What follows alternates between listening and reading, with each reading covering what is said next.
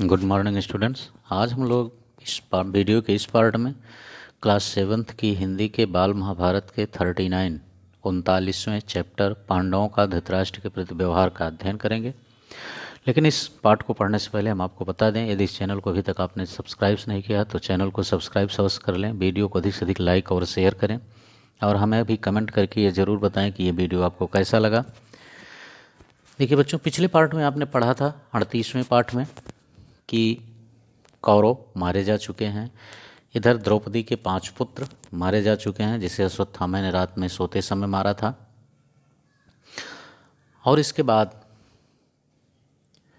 धृतराष्ट्र विधवा राज्य की विधवा महिलाओं के साथ रणक्षेत्र में जाते हैं और अत्यधिक दुखी हो जाते हैं। युधिष्ठिर भी बेहबल थे, लेकिन सब लोगों ने बाद में समझाया तो युधिष्ठिर थोड़ा शांत हुए और धृतराष्ट्र ने भी कहा कि अब तुम ही मेरे पुत्र हो, इस कारण से अब तुम्हें दुखी होने की आवश्यकता नहीं है, तुम दुखी मत हो। तो उसके बाद आइए हम इस 39वें पाठ का अध्ययन करते हैं। कौरवों पर विजय पा लेने के बाद सारे राज्य पर पांडवों का एक छत्र अधिकार हो गया और उन्होंने कर्तव्य समझकर राजकाज संभाल लिया। फिर भी पांडवों को जिस संतोष और सुख की आशा थी वह उन्हें नहीं मिला, क्योंकि युधिष्ठिर ने अपने भाइयों को ऐसी आज्ञा दी थी कि पुत्र के वियोग से दुखी धृतराष्ट्र को किसी भी तरह का किसी प्रकार का कोई कष्ट न पहुंचाया जाए। लेकिन भीमसेन को छोड़कर युधिष्ठिर के सारे भाई जो थे, अन्य तीनों भाई युधिष्ठिर की इस आज्ञा का पालन करते थे। पांडव वृद्ध धृतराष्ट्र का खूब आदर करते और उन्हें हर प्रकार की सुख सुविधाएं पहुंचाने में के प्रयत्न में लगे रहते थे, जिससे धृतराष्ट्र को अपने पुत्रों की कमी नहीं महसूस होती थी। धृतराष्ट्र भी पांडवों से स्नेहपूर्ण व्यवहार किया करते थे। ना तो पांडव उन्हें अप्रिय समझते थे और न धृतराष्ट्र ही पांडवों को अप्रिय समझते थे, परंतु भीमसेन कभी कभी ऐसे बातें कर दिया करता था जिससे धृतराष्ट्र के दिल को कष्ट पहुंचता था। युधिष्ठिर के राजा धीराज बनने के थोड़े ही दिन बाद भीमसेन धृतराष्ट्र की किसी आज्ञा को परिणत न होने देता था। कभी कभी धृतराष्ट्र को सुनाते हुए वह कह भी देता था कि दुर्योधन और उसके साथी अपनी नासमझी के कारण ही मारे गए हैं। बात यह थी कि दुर्योधन, दुशासन आदि द्वारा किए गए अत्याचारों और अपमानों का दुखद स्मरण भीमसेन के मन में अमिट रूप से बस चुका था। इस कारण ना तो वह अपना पुराना वैर भूल पाता था और न क्रोध को ही निगल पाता था। कभी कभी वह गांधारी तक के आगे उल्टी सीधी बातें कर दिया करता था। भीमसेन की इन तीखी बातों से धृतराष्ट्र के हृदय को बहुत चोट पहुंचती थी। गांधारी को भी इस कारण से बहुत दुख होता था, परंतु वह विवेकशीला थी और धर्म का मर्म जानती थी, इसलिए भीमसेन की बातें चुपचाप सह लिया करती थीं तथा कुंती से स्फूर्ति पाकर धीरज धर लिया करती थीं। यानी कुंती जो थी वो उनसे छोटी थी, उनको साहस बधाती थी और कुंती भी उनको सम्मान देती थी।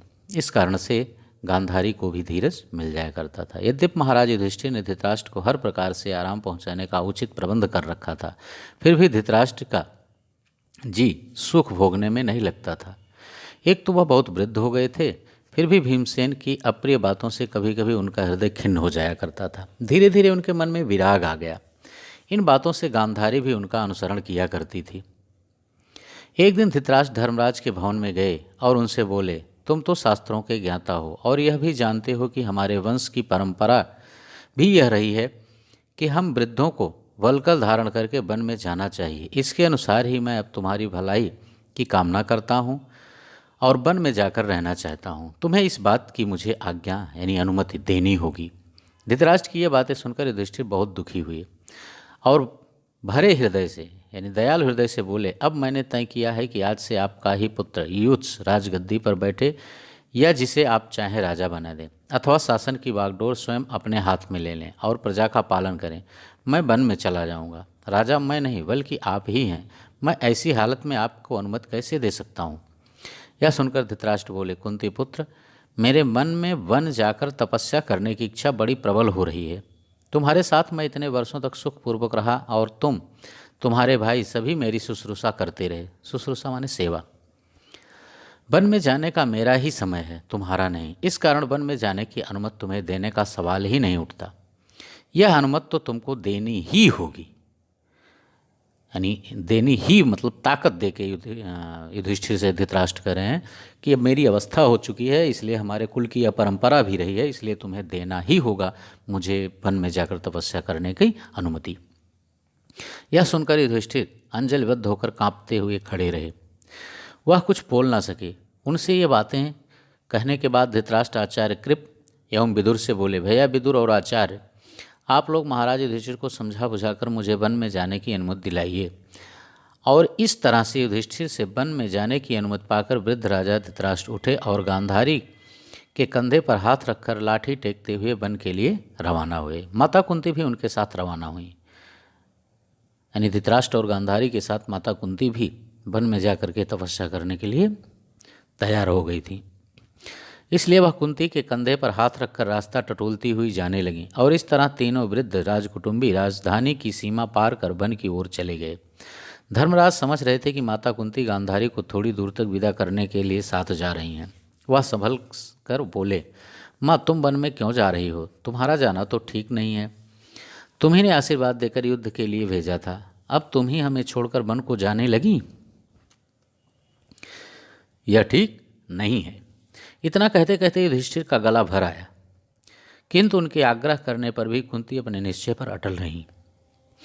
युधिष्ठिर जिससे कि अवाक खड़े हुए देखते रहे। धृतराष्ट्र, गांधारी और कुंती ने 3 वर्ष तक वन में तपस्वियों का सा जीवन व्यतीत किया और संजय भी उनके साथ चले गए थे। ओके बच्चों, बस इस पार्ट में इतना ही। इसके अगले पार्ट में हम अगले पार्ट को लेकर के पुनः आपके समस्त उपस्थित होंगे।